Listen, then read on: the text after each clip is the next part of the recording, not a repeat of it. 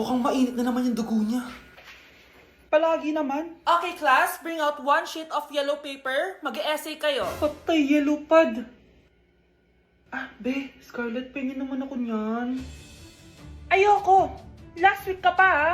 Ikaw na nakaubos ng yellow pad ko. Ha? Bumili ka kaya? Sorry. Class, pass your research paper. Last week pa yan. Ma'am, eto na po yung akin. Oh, Scarlett, nasa yung mga grupo mo? Tinanggal ko na po. Ha? Ba't mo kami tinanggal? Yung mga pinapasa mo, walang kwenta. Binigyan na kita ng chance, di ba? At ikaw naman, Samantha, hindi ka naman nag-send ng GC, di ba? Oh, kayong dalawa, gumawa kayo ng sarili yung research, ha? Bes, paano na tayo niyan? Pinapainit niya talaga dugo ko Bakit kaya palagi mainit yung dugo ni Scarlett? Baka mabigat lang yung pinagdadaanan niya, be. Miss, sorry. Okay ka lang? Ano ba yan? Kasi tumitingin sa dinadaanan eh. Bes, tignan mo. Bulag ka ba, ha? Kita mong dumadaan ako dito tapos babanggain mo ako? Wow, maldita ka! Kala mo di kita papatulan? Oh, bakit? Porket cute ka? Porket type kita? Ayun, love life lang pala kailangan niya. Nakakakilig sila, bes. Type niya daw ako. Nakakainis, ba't ko ba nasabi yun? Guys, maganda kayo! Magbe-beach tayo next week! Magpapaganda na ako. Ready na ako sumisid. Oh, may ambagan to ha! Lo, magbe-beach. Baka oras na to para mag-break muna ako sa kakaaral. Teka, kaya ka mo mag-beach? Eh bakit parang mukhang ililibing ka na? Wow, nahiya ako sa'yo, te! Magbe-beach ka nga, uod ka naman ng high school! Che! Pangit! Sinabihan niya akong pangit. Ayusin mo nga sarili mo, anak. Aral ka ng aral. Mas mukha ka ng nanay kaysa sa akin. Hindi pwede to. Kailangan kong maging fresh bago kami mag-beach. 3 days later. Oh, aalis na tayo. Asan na ba si Scarlett? Ano ba yan? Pa-importante kasi. Wait guys, andito na ako. Scarlett? Ikaw yan? Ano nangyari sa'yo, be? Nagparitoke ka, no? Retoke? No. Sabi ng nanay ko, masama kasi yung araw sa balat natin. Kaya sinaya niya tong Garnier Vitamin C Serum. Anak, gamitin mo tong Garnier Vitamin C Serum. It can fade dark spots in just 3 days. For the mabilis and glow up ka dyan, anak. Oh, sino pang hindi nag-aambag dyan? Si Samantha hindi pa nagbabayad. Ha? Magbabayad naman ako eh. Wala lang akong pera ngayon. Oh, maiwan na hindi nabayad ah. Kawawa ka naman, hindi ka makakasama sa amin. Oh, sa'yo na to. Baka sakaling maging fresh ka din like me. Salamat ah! Bye! Punta na kami sa beach!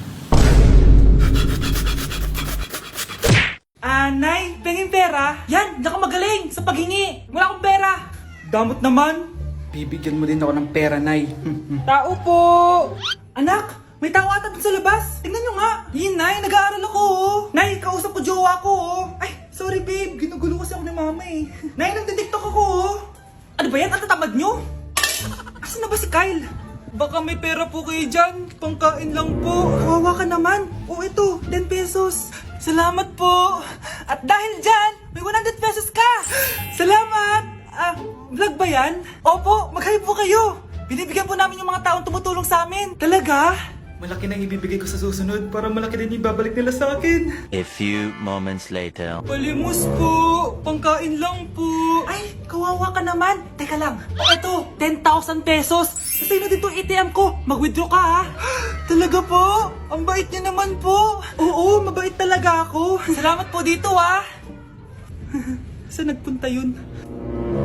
Babalik naman yun, di ba? Yung 10,000 ko. Yung ATM ko. Meanwhile. Ang galing natin, Kyle. Hati tayo dyan, ha? Teka lang, nasan si Kyle? 10K tapos ATM mo? Walang iya ka, Kyle! Manonood ako ng horror. Comedy na lang, puro ka horror. Nagmumukha ka ng multo. Eh di wag ka manood, basta horror ang papanoorin ko. Comedy nga, para masaya. Aba, pati yan pag-aawayan nyo? Ako na lang manonood. Ayan, comedy pa kasi gusto mo. Nakakatawa kasi yung mukha mo. Nayo! Anak, saan niyo gusto pumunta sa Sabado? Sa Baguio, Nay, para malamig tapos maraming strawberry. La Union na lang tayo, Nay, para sa beach tayo tapos picture-picture tapos kain tayo ng seafood. Ano ba talaga? Baguio, Nay, La Union. O sige, magkanya-kanya na lang tayo, ha? Mga anak, bibili ako ng pagkain. Ano gusto nyo? Jollibee Cheesy Yum Burger! Abay, mala! Nagkasundo kayo ah! Gaya-gaya! Bias ko yun eh! Bias ko din yan! Pero narinig ko na may bagong special Cheesy Yum Burger at gusto ko itry! O sige mga anak, wait nyo ako ha! Mga anak, kain na! Sarap pa rin itong original Cheesy Yum Burger for me! Ang beefy lang hap sarap patty with cheese and classic yum sauce ng Jollibee! Bias talaga! Wow! Kakaiba yung atake na itong special cheesy yum burger. Pang bias wrecker. May beefy lang hap sarap patty at cheese na nga. Meron pang crunchy pickle, onions, and ketchup. Oh, akala nyo kayo lang? Meron din ako niyan. Di talaga magpapatalo si nanay, oh. True. Anak, malapit na Valentine's, wala ka pa rin jowa? Anong wala? Papunta na din yung manliligaw ko, Nay. Talaga ba? Siguraduhin mong pogi at mayaman yan, ha? A few moments later. Tao po. Hello. Ito, para sa'yo. Konti lang to. Sana ma-appreciate mo. Wow, thank you. Anak, yan na ba yung manliligaw mo? Bakit parang di naman mo kamayaman? Nay, ano ba? Hello. Para sa'yo. Bagong iPhone, bagong iPad, car, at house and lot. May gusto ka pa ba? Ayan yung gusto ko. Yung mayaman. Yung ibibigay lahat ng gusto namin. Hindi ko man mabibigay lahat sa'yo, pero mamahalin kita ng tunay. Nagmamahalan nga kayo. Gutom naman. Ako piliin mo. Ibibigay ko sa'yo lahat. Anak, ayusin mo yung pagpili mo. Ikaw yung napili ko. Sabi na ako pipiliin mo. Ang napili kong i-busted. Ikaw yung gusto kong makasama. Na-appreciate ko lahat ng binigay mo sa akin. Ang bobo mo talaga, anak! Boss, pinapatawag ka na ng daddy mo sa mansyon. Sige, papunta na ako. Hindi pala siya gold digger. Sasama kita. So, mayaman ka talaga? Yun naman pala. Sama din ako sa mansyon mo. Hindi pwede, Nay. Bawal sumama ang mga gold digger. Tara na, babe. Una na po kami. Nay, kasama ko si Cheska, yung best friend ko. Ang ganda naman yung best friend mo, anak. Oh, kumain na kayo dito. Ay, hindi na, Nay. Busog pa kami, di ba? Opo, tita. Sige. Pasok na kami sa kwarto, Nay, Tara na. Tagal na natin di nagkita, bes. Oo nga pero syempre, best friend pa din tayo. Basta, walang iwanan, Oo naman, walang iwanan.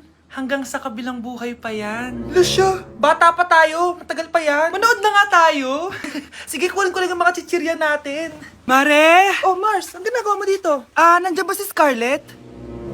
Bakit, Mars? Si Jessica kasi, yung best friend niya, nasagasaan daw kagabi. Ha? Kasama pala ni Scarlett kanina si Jessica. Oo nga. Manonood nga kami ngayon ng movie sa kwarto Scarlett, maniwala ka. Nakalamay na siya ngayon. Di magandang biro yan, tita, Sige na, Nay, pasok na ako.